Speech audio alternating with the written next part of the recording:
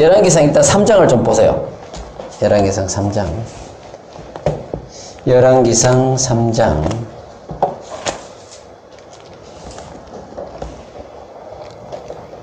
삼장을 보시면,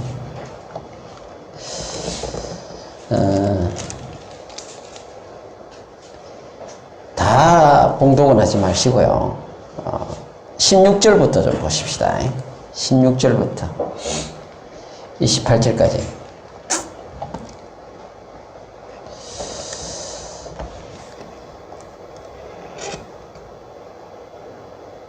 그러니까 26절부터 죄송합니다. 26절부터 28절까지 다 보지 말고요. 26절 3장 26절. 그 산 아들의 어머니 되는 여자가 그 아들을 위하여 마음이 불붙는 것 같아서 왕께 아뢰어 청하건대 내 주여 산 아이를 그에게 주시고 아무쪼록 죽이지 마옵소서 하되 다른 여자는 말하기를 내 것도 되게 말고 네 것도 되게 말고 나누게 하라 하는지라. 왕이 대답하여 이르되 산 아이를 저 여자에게 주고 결코 죽이지 말라. 제가 그의 어머니라 하매 온 이스라엘이 왕이 신하여 판결함을 듣고 왕을 두려워하였으니 이는 하나님의 지혜가 그의 속에 있어 판결함을 봄이더라. 아멘. 예.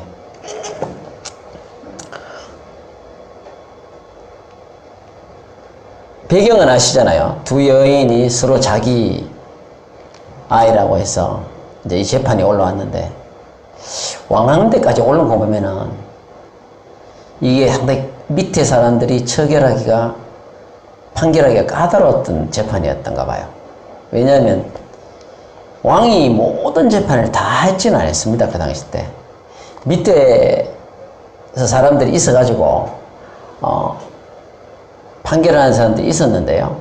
이게 왕께 올라온 거 보면은 아마 밑에 사람도 판결이 너무 어려워서 솔로몬 왕한테 올라온 특별한 사건인 거예요. 근데 우리가 이 사건을 보면서요, 좀 아셔야 될 게 있는데, 열왕기상의 그 배경을 좀 아셔야 될 필요가 있습니다. 이 사건이 여기에 솔로몬이 재판한 것이 이게 하나밖에 없다고 저는 생각하지 않아요. 분명히 많을 텐데, 열왕기상 3장에서 이 솔로몬의 재판이 들어가 있는 걸 보면은, 뭔가 이걸 재판을 통해서 하나님이 주시는 메시지가 있는데, 그 메시지를 우리가 여기서 발견할 수 있도록 그렇게 된다고 생각해요. 그 모든 사건이 한두 개가 아니었을 텐데 이 메시지가 여기 들어와 있다면 특별한 의미가 있겠죠.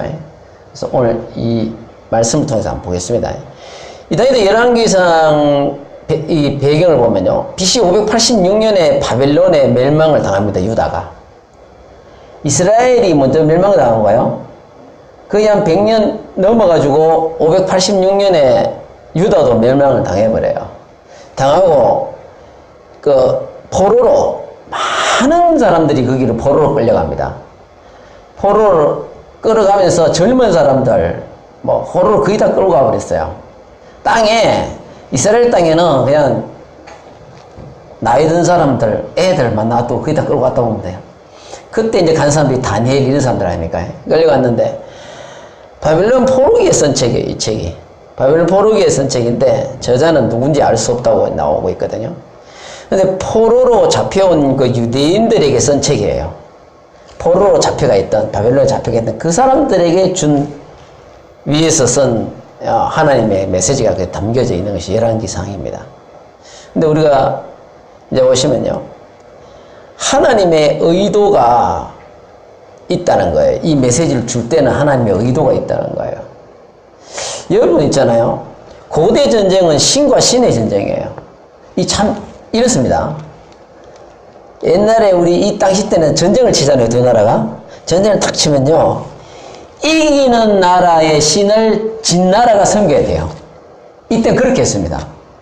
예, 이때 그 문화적 배경은 그렇게 돼 있어요. 무조건 진 나라는 이긴 나라의 우상을요, 저거 나라에 갖다 놓고 저거 나라가 섬기던 그 신이 있을 거 아니에요. 그거 다 없애야 돼. 그거 다 없애버려요. 다 없애고 자기 나라의 신을 딱 갖다 놓고 이거 섬겨라 이거야. 이때는 그렇게 했습니다. 이때는 그렇게 했어요. 그래서 고대 전쟁은 신과 신의 전쟁이라는 거예요. 그래서 신과 신의 전쟁인데요, 이때 이 전쟁이 일어나가지고 유대가 멸망을 당하고요. 멸망을 당하고 난 뒤에 많은 유대인들이 포로로 잡혀가죠. 잡혀갈 때에 여기에 보면요. 이번에 보면 신앙적 혼란이 오게 됩니다. 유다에게. 어떤 신앙적 혼란이 오게 되냐면 이런 거예요.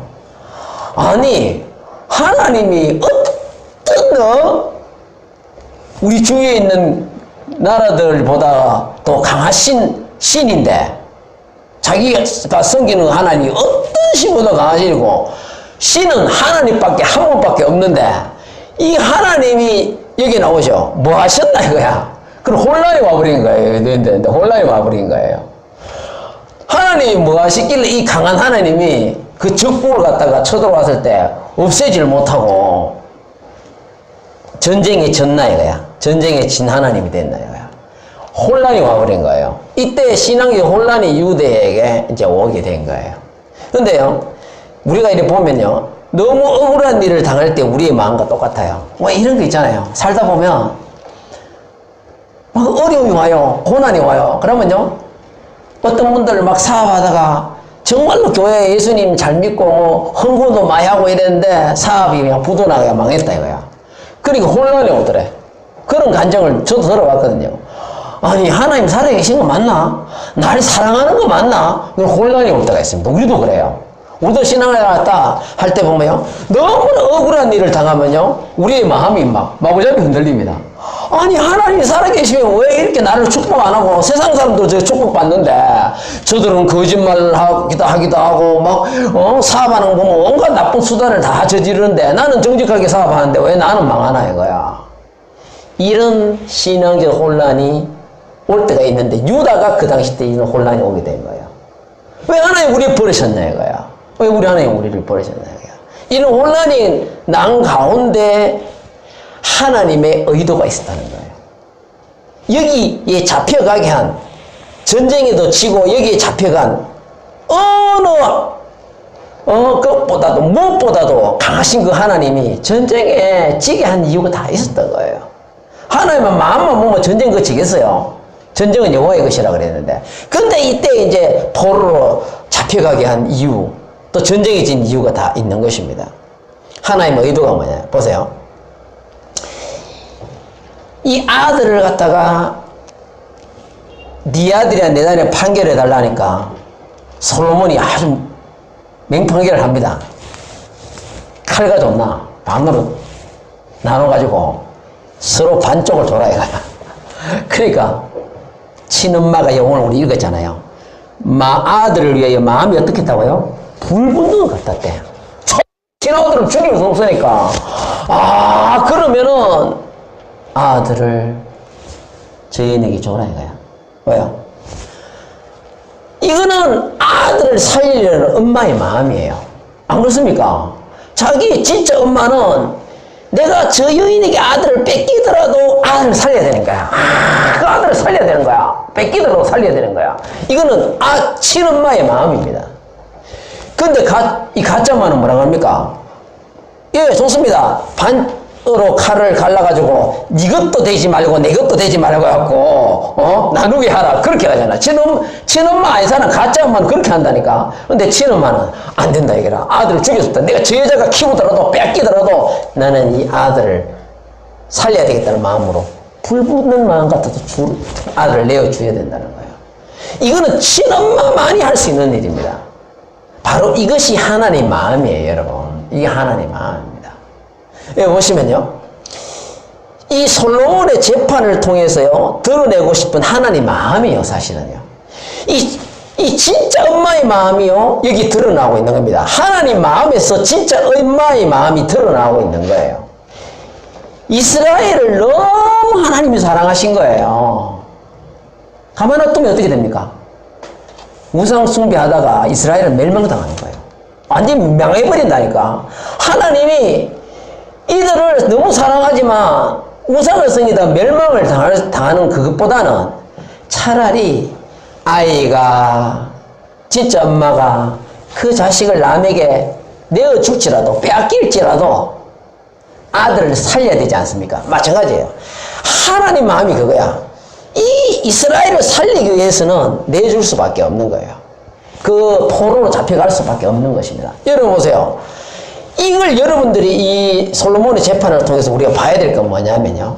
솔로몬의 지혜가 초점이 아닙니다. 절대 그렇게 생각하시면 안 돼요. 우리가 성경을 그렇게 보시면 안 됩니다.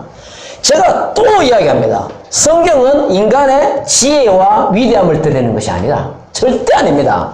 뭐 성경을 쓸 때 얼마나 누가 똑똑하냐, 얼마나 지혜롭냐, 솔로몬이 얼마나 지혜롭냐, 얼마나 판결 잘했냐, 그거 들으려고 성경을 쓰는 게 아니에요. 성경은 내게 대해 전가 아니라 예수님을 드러내고 예수님의 구속사를 드러내고 복음을 나타내는 게 성경이지, 절대로 성경을요 우리가 인간의 위대함을 드러내려고 하는 성책이 아니거든요. 그래서 하나님의 지혜가 초점이 아닌데 초점을 잘못 잡으면 안 돼. 전부 우리가 설교할 때 그렇게 합니다. 이 말씀을, 솔로몬 재판 보면요, 주인공이 누군지 아세요? 솔로몬이야. 솔로몬의 지혜에 대해서 설교해. 얼마나 여러분 솔로몬이 지혜롭습니까? 이런 지혜로 판결된 이 솔로몬, 성경의 주인공은 예수님입니다. 예수님이에요.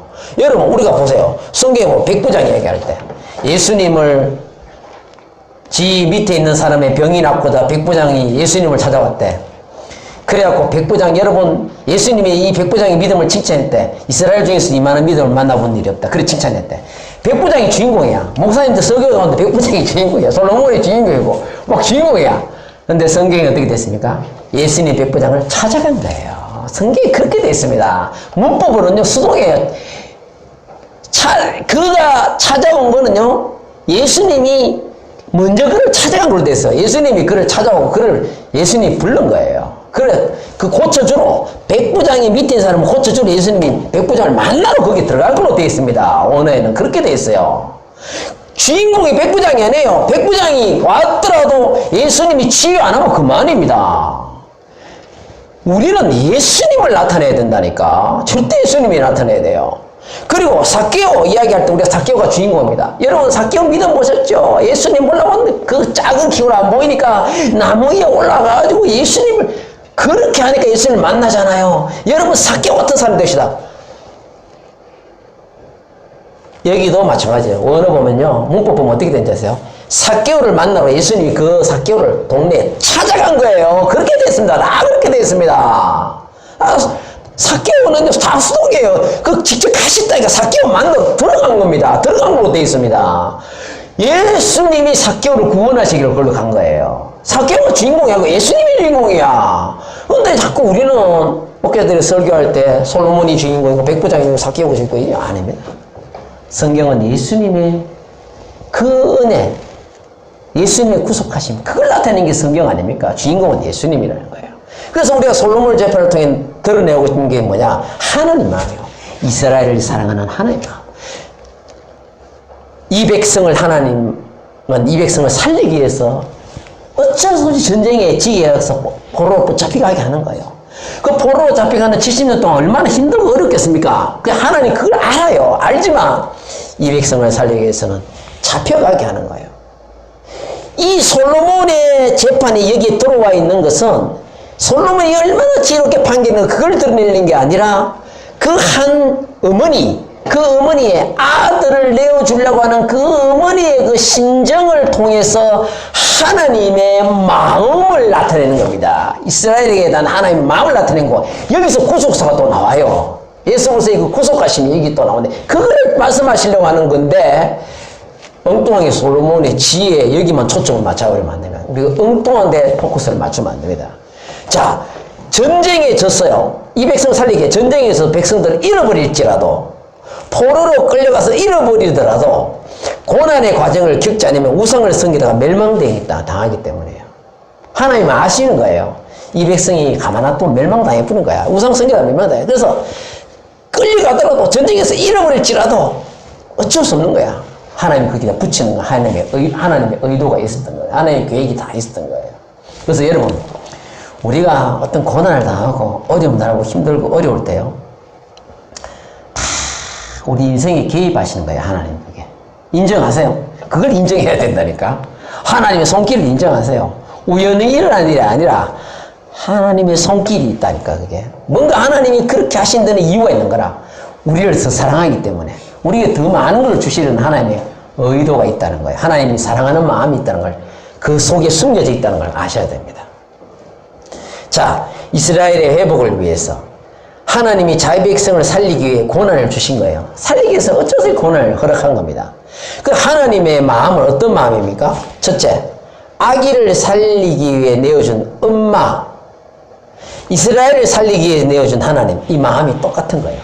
그래서 솔로몬의 재판을 통해 뭘 보여주는 겁니까? 그 아기를 살리기 위해 내어준 그 엄마의 마음이 하나님을, 그게 내 마음이다 이거야. 그게 내 마음이다. 그래서 그 사건이 거기 들어와 있는 거예요. 솔로몬의 지혜를 말하려는 게 아니라 그 이스라엘을 살리기 위한 하나님의 마음을 이 엄마를 통해서 보여주고 나타내려고 이 사건이 여기 들어와 있는 것입니다. 하나님은 우리를 너무 사랑하십니다. 얼마나 사랑하시는데. 예. 그래서 여러분, 고난을 통해야 이스라엘이 산다. 이겁니다. 예, 이거예요. 오늘 제가 말씀하고 싶은 이거예요. 하나님이 말씀하신 거예요. 고난을 통해 이스라엘이 산다. 이거라. 너희들이 고난을 좀 당하겠지만, 어쩌겠나. 내가 너희들을 살리는 방법은 이 방법밖에 없다는 거예요. 그래서 그것들에게 붙이는 거예요. 그래서 우리는 솔로몬의 재판을 통해서 바로 이런 하나님의 메시지를 읽어야 된다는 겁니다. 솔로몬의 지혜도 초점 맞추시면 안 됩니다. 그러고 보세요. 로마서 8장 32절 뭐라? 자, 이게 나오는데, 이것부터 보고 그걸 보고 있습니다. 구속사가 이제 나옵니다. 자, 첫째, 인간을 살리기 고난을 겪을 것인 예수 그리스도를 이야기하는 겁니다. 자, 보세요. 그 아기는 뭡니까? 그 아기를 살리기 위한 그 엄마의 마음, 그 엄마의 마음은 얼마나 고통스럽겠어요. 인간을 살리기 위한 그 고난을 겪으신 예수 그리스도의 그 마음이 그 나타나잖아요. 그 어머니 심정 아니었을까? 예수 그리스도의 마음이. 그 예수 그리스도의 마음이 그 인류를 구원하시고자 십자가를 지는 그 고통, 고난. 거기에 우리 구속사가 나타나 있는 겁니다. 그리고 두 번째, 가장 귀한 아들을 내어준 하나님, 가장 귀한 아들을 내어준 어머니, 내가 가장 아들도 하나밖에 없어도 뭐해라. 그 가장 귀한 아들을 내어주는 그 어머니, 내어주기 싫어도 내어주고 살리기 위해서 내줬듯이 가장 귀한 아들을 내어준 그 하나님 마음을 우리가 볼 수 있는 겁니다. 자, 볼까요? 우리 같이 읽어요. 시작. 아기 아들을 아끼지 아니하시고 우리 모든 사람을 위하여 내어주신 이가 어찌 그 아들과 함께 모든 것을 우리에게 주시지 아니하겠냐. 로마 8장 40절 보자. 자기 아들을 아끼지 아니하고 우리 모든 사람을 위하여 내어줬대. 그 엄마가 자기 아들이 죽고 싶어 살리기 위해서 그걸 아끼지 않고 내어줬잖아요. 똑같은 거예요. 여기 구속사가 나온다니까. 바로 하나님이 자기 아들을 아끼지 않고 모든 사람에 의해서 내어줬고 십자가 예수님 못 박기까지 했다는 거예요. 목숨까지 내놓은 거예요. 그게 구속사가 이 솔로몬 재판을 통해서 말씀하시려는 것은 하나님 솔로몬 재판을 통해서 말씀하신 건 바로 이 말씀이에요. 이 말씀이라니까. 나는 바로 이런 마음이다. 아끼지 않고 내줬는 그 마음이라는 겁니다. 그 다음에 보시면요. 우리를 구속하기 위해 자기 목숨을 대속물로 내어주신 예수 그리스도, 마가복 십자가에서 우리 아침에 했던 거죠. 야, 인자가 온 것은 섬김을 받으려 함이 아니라 도리어 섬기라고 자기 목숨을 많은 사람의 대속물로 주려 함이니라. 예수님의 구속사가 여기에 나타나 있는 거예요. 이걸 통해서 예수님의 구속사가 이 사건을 통해서 담겨져 있는 것입니다. 모든 사람들을 위해서 자기 목숨을 내주신 그 예수 그리스도, 얼마나 고마우신, 우리를 사랑하신 예수님의 그 은혜가 이 사건을 통해서 볼 수가 있는 것입니다. 보시면요. 이사야 49장에 보시면 오직 시온이 이르기를 여호와께서 나를 버리시며 주께서 나를 잊으셨다 하거니와 여인이 어찌 그 먹는 자식을 잊겠으며 자기 태에서 난 아들을 긍휼히 여기지 않겠느냐. 그들은 혹시 잊을지라도 나는 너를 잊지 않을 것이라. 아멘. 이거 보세요. 이게 그때의 심정이었어요. 그때의 심정이었어요. 이거 보세요. 우리 시온이 이르기를, 시온은 이스라엘 이야기하는데요. 여호와께서 나를 버리시며, 우리 전쟁에 저가 붙잡혀가 나 버리시며 주께서 나를 잊으셨다 그래요. 하나님 나를 잊은 줄 알았어. 왜? 전쟁에 저가 잡혀가니까 이제 잊은 줄 알았다. 그러나 여인이 어찌 그 젖 먹는 자식을 잊겠으며, 하나님이 잊지 않는 거예요. 여러분, 젖 먹는 자식을 엄마가 잊겠어요? 자기 태어서 난 아들을 긍휼히 여기지 않겠느냐? 에? 그들은 혹시 잃을지라도 엄마는 젖먹이를 잊을지라도 그 말이에요. 나는 너를 잊지 않겠다는 거야. 하나님은 절대로 이스라엘 백성을 잊지 않겠다는 거예요. 바로 하나님 마음입니다. 이 솔로몬 재판을 통해 이걸 말씀하시는 거예요. 나는 절대로 너를 잊지 않겠다 이거야. 젖먹이의 엄마는 잊을지라도 나는 잊지 않겠다는 거예요. 이 하나님이 얼마나 우리 사랑하시는가를 나타내는 하나님의 사랑의 메시지라고 볼 수 있습니다. 자, 우리 여기에 긍휼의 의미를 한번 볼까요? 이 긍휼이라는 말이 여기 나오잖아요. 아들을 긍휼히 얘기 않겠냐는데요. 이 긍휼의 의미는요, 에레미야서 보면 이런 말 했다. 하나님이 이스라엘 백성에서 창자가 들끓는데, 창자가 들끓는다는 말은 무슨 말인지 아세요? 창자가 끊어지는 아픔이라 그런 뜻입니다. 원어로는 그런 뜻이에요. 창자가 끊어지는 아픔. 근데 여러분 마가복음 4절을 보면요, 예수님이 사역을 하시는데 많은 무리들이 예수님을 따라와 있었어. 저녁 때가 되가 배가 고파졌어요.